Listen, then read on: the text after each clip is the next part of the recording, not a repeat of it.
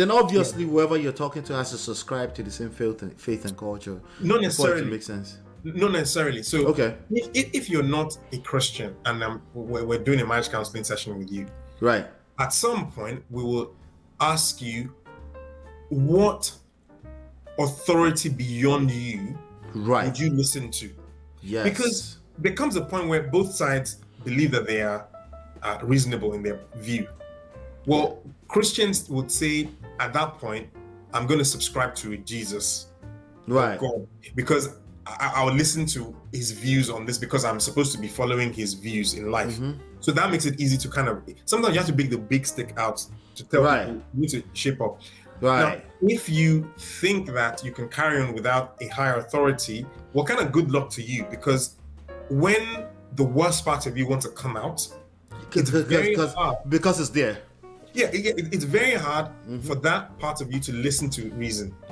Right. So we make that known. There's a couple that Tosi and I were counseling once, where the guy said that he should be higher than God in the mind of his wife. Okay. Well, it's very difficult to move on from that point, and so the marriage is really, really struggling. So we're trying to work with whoever we can, because there's some. So the idea is to try to get a person from their own perspective to subscribe to some form of humility. This is the summary. If you don't, the first line we throw out to couples is don't assume. Because up until this point, you have enough assumptions, something you've watched, something they've told you.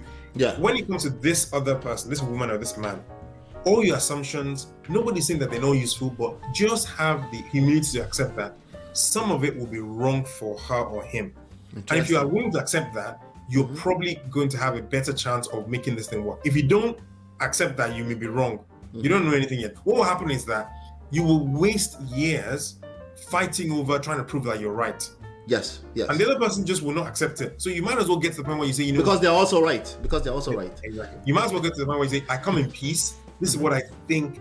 If you see the conversations I have with my wife today, literally, sometimes when I want to make a point, I come with a lot of grace. Like, let me lay this point down. Right. So that when she receives it, she sees that grace is coming with it, even though it has a mini loaded bomb inside it. She goes, okay, because it's come with peace, right, I can basically see where you're coming from, and then she gives it back to me in a nice gentle way. But we could have done it differently. I could have just given her a very, very harsh response. And guess what? There's enough harshness, there's enough worry in everybody to give you back. Now we let you worry, lo.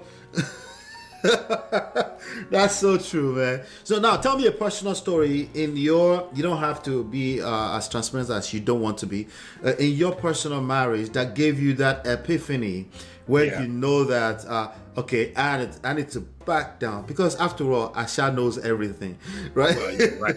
No, there are many examples now. I mean, look, there's some that are just common sense. You choose not to have a conversation because you don't want to have the conversation. So you then think that you can escape the issue by just ignoring it and then trying to go to bed, right? And to sleep. But 1 a.m., person wakes me up and says that she can't sleep because the issue is bothering her. But I have to go to work at 7 a.m. the next morning. So it is better to confront these issues in a business-like format during the day when you have time and you're not sleeping. Than to be woken up at 1 a.m. because your wife will not let you sleep, and you just have to have the conversation. So sometimes it's common sense, but so who backs down in that situation? It's not about backing down. You have that conversation, or you say no, it is better for there to be daylight. No, the point I'm making is that your sleep has already been messed up. So you've lost. You might as well have had the conversation. So you're a loser, even though you're right, like we said earlier. It is right. And some of this conversation can go on for 2 hours, and at the end of the 2-hour session, you now are smiling, but it's now 3 a.m. and you have to wake up at 7. So it doesn't make any sense to leave these conversations. So that's just one example of just realizing that it feels like common sense, but it wasn't common at the time. The other one is dealing with the uniqueness of my wife on some things. It's the way she is, but you see, my wife or your husband is not your employee. Yes. If they were working for you and you were not married, And they're not a candy in a candy store either. They're human. Yeah, the relationship is distorted, therefore it's different, and the behaviors will be different. Yes. You can't. Initially, I used to say, if you can do it for your boss, why can't you do it for me? They're different. Eventually, you now realize that this marriage redefines that relationship. Therefore, the rules of engagement for the marriage is different from if the person is working. Just like even if it was one business to the other, if you leave Lehman Brothers and you go to another company, there will be some uniqueness in how the culture of that company, how much more human beings. So again, you wouldn't want to agree with it. You see, when you speak to, say, people who are very efficient at the start of their marriage, they fall into this trap as well. They want to make their marriage feel like a business that they're running. It's not. They say facts over feelings. They say no, we're dealing with reality over here, no feelings, dude. The person has not collected enough cane. That's why they're saying that, dude. Your reality is a function of the feelings. You're a loser if you don't handle it. If you don't handle it, yeah. Right? It's the biggest variable of all of it. Right? It's crazy, man. Yeah, it's interesting because, my wife and I, marriage was basically non-existent in 2017. And after waking up from that, again, you come to the table with certain ways of life. You figured it out, your own life, right? Mm-hmm. And then that creates a massive blind spot for you when it comes to relationships, right? Because this person, first of all, there's a good chance you don't know the first 21 years of their life. You don't know where they were coming from. That's the thing, yeah. And those things then get start being peeled over in the marriage, and that's when you suddenly realize. In fact, let me say this out in public.